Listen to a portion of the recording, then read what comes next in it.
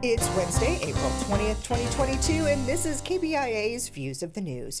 Our weekly roundtable on media behaviors comes to you from the Futures Lab studio at the Reynolds Journalism Institute. I'm Amy Simons, and here with me are my Missouri School of Journalism colleagues Kathy Kiley and Ernest Perry. On our program this week, Elon Musk tries to take over Twitter, buying up a majority of shares. We'll talk about the media sphere and why it does not see this as a good thing, and what the board is doing to fend him off. Alex Jones files for bankruptcy protection for InfoWars and two of his other businesses, and more than a dozen news organizations sue the governor of Virginia, saying he is in violation of the state's Freedom of Information Act. We're going to start a little closer to home, though, and talk about a proposal that stands to limit the access to information under the state of Missouri's Sunshine Law. And this is the first such proposed change in the law's nearly 50-year history that would actually reduce access to information. Kathy, tell us a little bit more about what's in House Bill 2049. Well, the background of this is that 2 years ago, Missouri voters, or now it's, I think, closer to 4 years, Missouri voters by referendum voted for Clean Missouri, which included a number of things that have since been repealed. But one of the things that still stands is an expansion of the Sunshine Law to allow public access to legislators' records. And our legislators just can't believe that the public really meant that.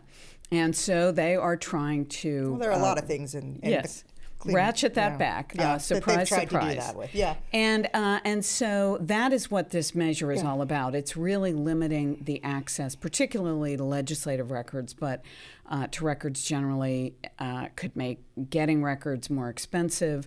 And so there's a lot of agitation and activity in the legislature. And I think what everybody, all of us who are advocates of more transparency in government are waiting to see is, will this actually make it onto the floor? Because the legislature is very busy. I mean, to me, one of the things that really is problematic about this is the increased costs. So they're not only pushing that the information be restricted. What they're also saying is that if an attorney is needed, whether you're talking about someone from the AG's office or an outside counsel, that they be charged for that attorney's time, and that could be anywhere from $120 to $200 an hour for just the attorney to look over the request. And my guess is that the person making the request doesn't get to choose the attorney to be able to determine what the cost per hour, a billable hour, would be. It's the state deciding that. Exactly. And the governor tried to do this previously and was basically rebuffed by the state Supreme Court in a unanimous decision, basically coming out saying, you can't do this. So now what they're trying to do is to change the Sunshine Law itself in order to be able to do this, which would make it at least physically prohibitive for anybody to be able to file a request. Yeah, and there's another measure in there that talks about transitory records. Yes, talk about what a transitory record is for a second. There's it's an actual term of art that archivists use in trying to determine what records can be saved and what can't. And of course, it's open to all kinds of interpretation. My concern as somebody who's used records before is what this will be interpreted to say is drafts of bills will not need to be retained or provided to the public. Well, we've all seen the stories about who's drafting the bill. Is it actually your lawmakers, or is it a lobbyist for a special interest? So the only way we have to find that out is if we can actually see the drafts of the bills, and this would close that door. So the bottom line here is that public records belong to the public. They are created with public money, and they are kept for public use. And there are plenty of exemptions for privacy matters and health and all kinds of things that already exist in the law. So anytime I think we see members of people who walk the corridors of power trying to restrict public access, we should be suspicious. I mean, to me, this is the part I don't understand. When the politicians are running for office, But they're all about transparency. They're all about transparency. Show us everything that's happening there. Absolutely. Or they're saying that I'm going to be the one to make sure that I represent you, and I'm going to let you know this is what I'm doing, and I'm doing it on your behalf. It's one thing to be a candidate. It's another thing to be an official. Exactly. As soon as they get into office, they start trying to restrict the public's ability to be able to see exactly what it is that they're doing, which is one of the things they said they were going to uphold when they were on the campaign trail. So I'm not one to usually come right out and to be critical publicly, but there's another part in this that I find just short of laughable. Another part of this bill that would allow the government to declare itself closed, announce a closing, and then not respond to any records requests during that period.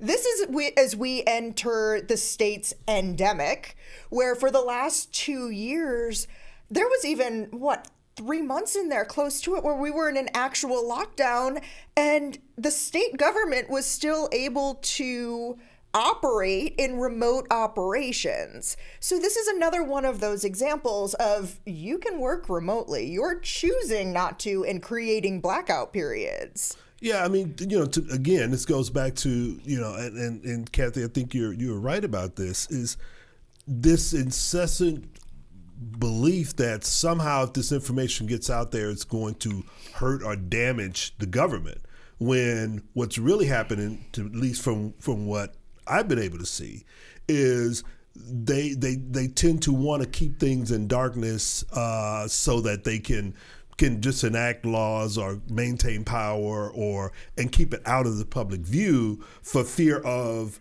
what the public may do if they find out about it, which, i.e., we can vote you out of office. And when we talk about American exceptionalism, what's really exceptional about America, we'd like to think it's us, the people, but if you travel, people are the same everywhere. Mm-hmm. What's really exceptional about the American system is the transparency in our government that allows us to keep corruption at bay. Louis Brandeis said it, sunlight is the best of disinfectants, and that's why these are called sunshine laws. And anytime you see somebody trying to eliminate some of that sunlight, I think it's a matter of concern. I mean, we all behave better when somebody else is watching. And so let people watch. Oh, absolutely. And oftentimes it comes across as if, there's one party that does this more than the other. But in fact, it's whatever party happens to be in power. Right. We were having the same conversations about the Obama one of these administration. bills passed it out of a Senate committee with unanimous. I mean, it was just a miracle. It was one of the first bipartisan things I've seen in a long time. Democrats and Republicans agreed they want more darkness in government. Well, so one of the reasons I wanted to talk about this and get a little bit more clarity on what the transitory record thing is because of a lawsuit that has been filed in the state of Virginia. There are 13 news organizations that have now sued the governor there because he is withholding records from a tip line that was set up for people who wanted to call in and provide feedback about what was happening in schools. Is that the same type of a thing with the transitionary record that he's talking about? Well, I mean, or is there something totally else? Something totally different. I think here? the problem is what is a transitory record? Yeah, and who is going to define? These are temporary use documents. I don't know. Are those the same thing? In this case, he has set up a hotline to let people report on teachers in the public It's schools. almost like Crime Stoppers. And that's the first thing I thought of when I looked at this. What do we have, a Crime Stoppers? You thought Crime Stoppers. I was thinking it's Orwellian. Call and report on your neighbors and your teachers. Yeah. And so again, who's to say, but again, this is a hotline created with taxpayer dollars. Using taxpayer resources. Why shouldn't the taxpayers get to see what's going on? Right. I understand well, actually, I don't understand now that I think about it, is something, well, I want to make sure that the people who call into the tip line to talk about issues that they're having with their school, that they remain anonymous, and that, their comments aren't linked to go back. And he's claiming, or his staffers are claiming, that it would be no different than having a conversation with a constituent. Only there's no conversation there. It's a message. Yeah, go ahead. Absolutely. But I mean, the problem I have with it is that what's the purpose here? I mean, if you're going to use this information to somehow draft legislation or change policy, then I would think that that information needs to be part of the record so that people can see what the process is for you doing what it is that you're claiming and Ernest, to do. under National Archives guidelines, that is exactly the definition of the type of record that needs to be preserved, something that actually affects policy or laws. And so I think that's why the news organizations are asking for this information. There's another difference, I think, between talking to a constituent and having a tip line. And that is, when you talk to a constituent, you know who you're talking to. Yeah. You know who you're talking to. You can ask clarifying questions and then be able to use that information. This is sort of just like, okay, this may be going a little bit too far in this analogy, but I'm seeing Grandpa Simpson screaming to the clouds and not having any real way of vetting that to clarify what is being told to you in that report or that accusation against the teacher. Right. And here's the other part of it is that you're saying that news organizations don't have access to this, but you're handing it over to the American Enterprise Institute. Mm-hmm. One of your supporters who is really out there pushing that an agenda. Yeah. Exactly. And so I have a problem with that. You can't say we're going to hand it over to this organization, but news organizations don't. Information is power, and everybody in the public deserves the information. Right. Okay, well, so on that note, there was a ruling that came down this week in a court that's worth talking about that relates to the publishing of data. A federal court reaffirmed that it is legal to scrape public data that is published online for analysis and republishing. So, Ernest, explain how, for journalists and for researchers, because this is also a big win for academics, how does this work? Well, the way this works is that you have both journalists and you have researchers, especially researchers in big data, who will go into Twitter, they can go into various either social media or websites and scrape information and gather that information and be able to put it into larger data sets and then run an analysis to determine are there trends in certain particular areas. Well, in this particular case, you had a company which was a rival of LinkedIn that was going and scraping, trying to determine where are people going, how are trends going in the employment sector and that sort of thing.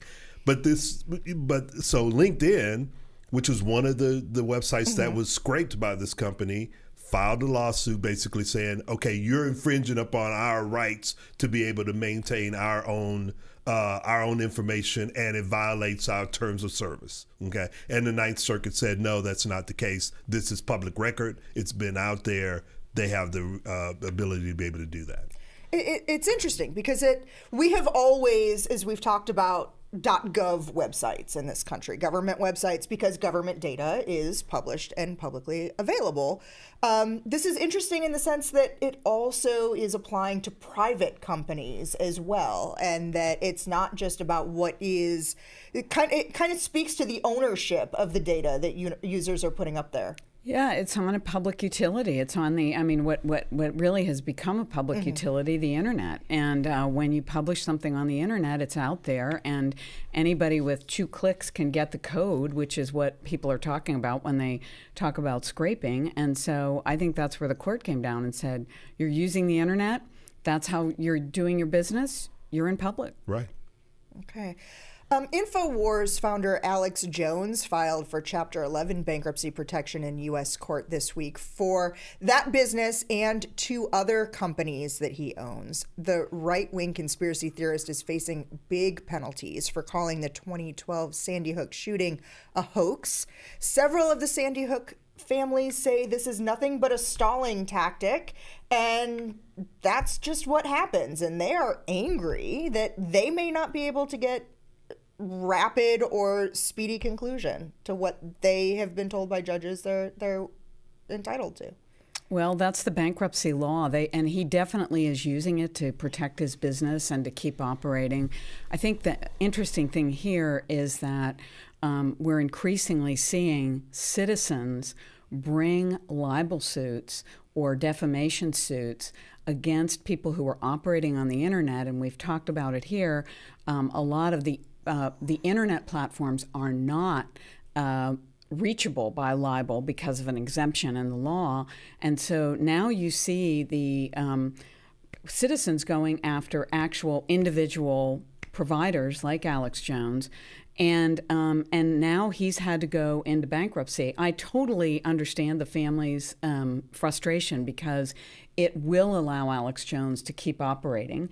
But boy, they've had, I think, this is a really interesting precedent and maybe a salutary one because it might cause some people to think twice before they open their big mouths and start lying on the public Well, airwaves. that's true. I mean, one of the things is that when you look at InfoWars and where it was prior to Sandy Hook and Alex Jones coming out with this, I mean, there was very little there. Mm-hmm. And his I guess whatever kind of rhetoric he's been putting out there has made him a lot of money, which is one of the reasons why he wants to shelter it. He wants to shelter it, exactly. And he still has 2 cases pending. I mean, he's got one in Texas and one in Connecticut. Those trials have not taken place yet. If those the verdicts go against him in that, so those people are standing in line behind all the other people and all the other creditors. There's only so much you can protect. At some point, the value of your property starts to go down. And eventually, I think that's what's going to happen here. How long that takes, who knows? Whether he's going to try to launch and go into another area, who knows that, whether he's going to do that. But again, this is a line of attack that people are actually going after that for them may take a while, but it appears to be working. Small tangent I want to bring up on this story and this issue is I was collecting the materials for the Links blog. I noticed that there was a distinct pattern in some of the photos of Alex Jones that would be placed on the top of each of those stories. And in more than half of them, I would say 2/3 to 3/4, and you can see this in the collection on our Links blog and elsewhere on social media or on publications that have covered this that aren't on the blog. In those photos, he looks completely unhinged. Photos of him shouting, photos of him holding his head and looking forlorn. And it kind of struck a little bit of a nerve with me just for that quick second of how every one of those editorial decisions that we make adds the potential for bias or setting a tone within a story, because these were meant to make him look like a lunatic at the top of these stories. Well, or make him look as if he's fighting on your behalf. I mean, so okay. some people could look at it as, God, this guy's as unhinged. Okay, well maybe I'm giving my own bias there because I'm seeing unhinged Alex Jones. But people who are biased in favor of him could see that differently. Yeah, but if we had a picture of Alex Jones in a Lincoln-esque pose, do you think that really captures the essence of Alex Jones? No. I mean, I'm going to defend the editors there. I think you look for a picture that expresses the character you're writing about. I think, based on what I'm hearing and seeing, that's a pretty accurate depiction of the personality we've got here. I mean, I think you're right. Yeah. This is something we talk a lot about in class, but I also don't think it is not incumbent on us as journalists to make crazy people look better than they are. And, I think we talked about this. There was a very interesting piece a couple of years ago by a woman, I believe she worked for The Guardian, who she was based in London, and she happened to be visiting the United States during a Donald Trump press conference. And when she listened to it, she was struck by the non sequiturs, the incomplete sentences, how it really wasn't making a whole lot of sense. But when you read the news stories, it sounded fairly logical because reporters do what reporters do, which is try to help people make sense of something. And her argument, and I thought it was an interesting argument, is that journalistic norms were actually making Donald Trump look better than he is. And I think same thing goes here. It's a fair perspective, and I appreciate that. As we move on, the world's richest man wants in on one of the world's most used social networks. Last week, Elon Musk bought up more than half of the Twitter stock in a hostile takeover attempt. And since then, the company's board of directors has been working overtime to try and limit his influence. Few in the media think that this is a good thing for Elon Musk to take control of this platform. Chief among them, the editorial board of Jeff Bezos' Washington Post. Yeah, this is one of those where they go like, okay, we have Mark Zuckerberg over here with Facebook, and now you want Elon Musk with Twitter. We can only handle one at a time, and basically that's their concern, is having someone who you don't really know where he stands, because some days he's in support of conservative issues. The next day he could be in support of liberal, and then some days he's just sort of in the middle, being Elon, and you have no idea where he's going to go. Give him Twitter, where he says, I want to open it up and let everybody be back on, and all of the things that you saw Twitter do in response to what happened in 2020 could immediately go away. Yeah, I mean, erratic, I think, would be the word next to his picture in the dictionary. He's caused a lot of heartburn in his own company, Tesla, just because of his erratic behavior. So I think, and the other thing is, this looks to me like a stalking horse for Donald Trump. He's letting Donald Trump back on Twitter. Yeah, when Tucker Carlson is supporting you got to think twice. So I think, again, I mean, this gets back to the big question about what is it with these social media networks who deny that they're publishers, don't want to take responsibility for the stuff that they published, and yet, and now, they're struggling as it is, and to put somebody who's that mercurial at the top, I think that's why you see the Twitter board actually taking action to try to keep this from happening. Yeah. Okay, well, the New York Times named Joe Kahn as the paper's new editor yesterday. He succeeds Dean Baquet during a time of what is being called a period of great change for the newspaper. I think we've been in that period of great change for a while, but we can talk about that in a minute. The New York Times, one of two national papers of record, and one that I think of as a source for national and international news. And like the Washington Post, it offers a news wire to other publications that is quite popular for local dailies looking to expand their reach. So that brings me to my next question, which is based on a think piece that you can read about on the blog. Is it time for our local newspapers to ditch national and international news that's just filling pages and focus entirely on what's going on locally, even if that means reducing the size of the paper? Well, I mean, most local newspapers have reduced in size. Some of them have even reduced in the number of days in which they publish. Sure. So that trend has already taken place. Should they move away from, publishing national news, international news? I don't think that they should, because for some people that news source, that local news source, may be their only news source. And if that's the case, you want to make sure that your readers are actually engaged in something outside of the local news, especially on major issues like the war in Ukraine or what's happening nationally in COVID that could have an impact on what's going to happen locally. So I think it is important to have some aspect of international and national news in a local publication. Yeah, the trend, you are seeing a trend away from printing as much of that. Back in the day, it used to be that local papers would have the lead story would be the national news or something international. You see less of that today. It's not completely eliminated, but I think local papers are focusing more on local news. But I agree with Ernest.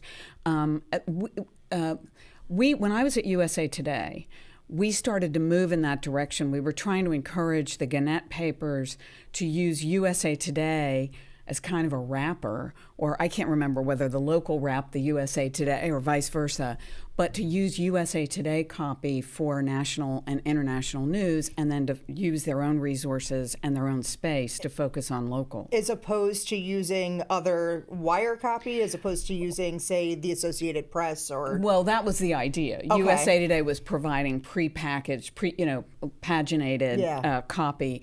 But the idea was, the other idea, more altruistic, was to give more space to the local papers to cover local news. Of course, that means you need money to hire reporters to cover local news. One of the arguments that's in this piece that resonated with me, because I think about subscriptions I have, and not to call out the Chicago Tribune, but calling out the Chicago Tribune, that I subscribe and then I let that go for a while. I'll subscribe again. And the reason they ask me why I end up letting it go is because I also subscribe to the Washington Post, and so many of the features or so many of columns or things that are in there are all reprints that are 3 to 5 days old from the Post that I've already read. And that becomes a problem for many local newspapers, is the fact that they're relying on that when they don't have stories locally to put in, and part of the reason they don't have those stories is because they don't have the staff, and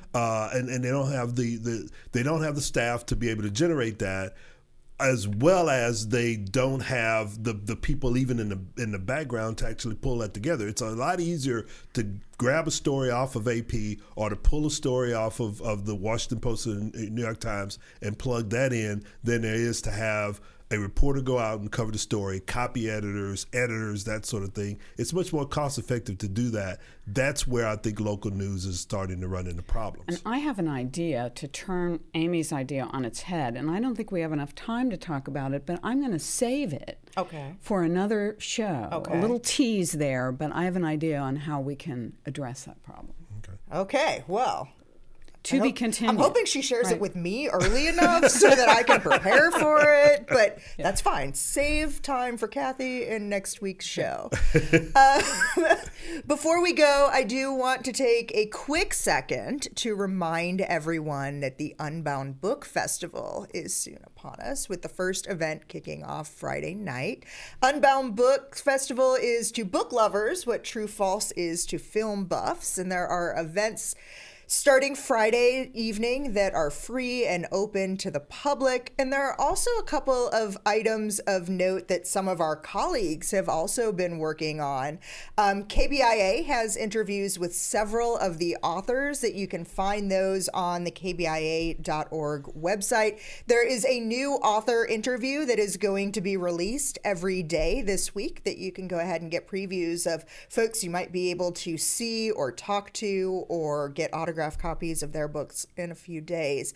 Also, our colleague, Professor Jackie Bell, will be in conversation with the Women Photographer of the Year honorees. Photographer of the Year, or POY, is an annual competition that's hosted here at the Journalism School. So she will be talking with the women who were honored at Ragtag Cinema at 11:45 on Saturday. So lots of really good events, things to check out. Marcia Chatelain will also be here, a graduate of the Missouri School of Journalism. We've talked about her book, about the history very of... interesting book. It's a fantastic book, if you haven't read it yet, about the history of Black owners of McDonald's franchises throughout the 60s, 70s, and 80s, 90s too. So a fantastic thing. Check out this weekend. We are pretty much out of time for this week. I'd like to thank you for spending the last half hour with us. You can read more about each of the topics we talked about today on our links blog under both the programs and podcast tabs at kbia.org. We're also available wherever you get your podcast downloads, including iTunes, Stitcher, and other places as well. You can like us on Facebook, follow us on Twitter. Our handle there is @ViewsOnKBIA. These are all great ways to watch and listen to our program again, leave comments, questions, see previews of what Kathy wants to talk about next week, and more. Our thanks to Travis McMillan for directing today's show, Aaron Hay for handling the audio, and Tim Pilcher for our original theme music.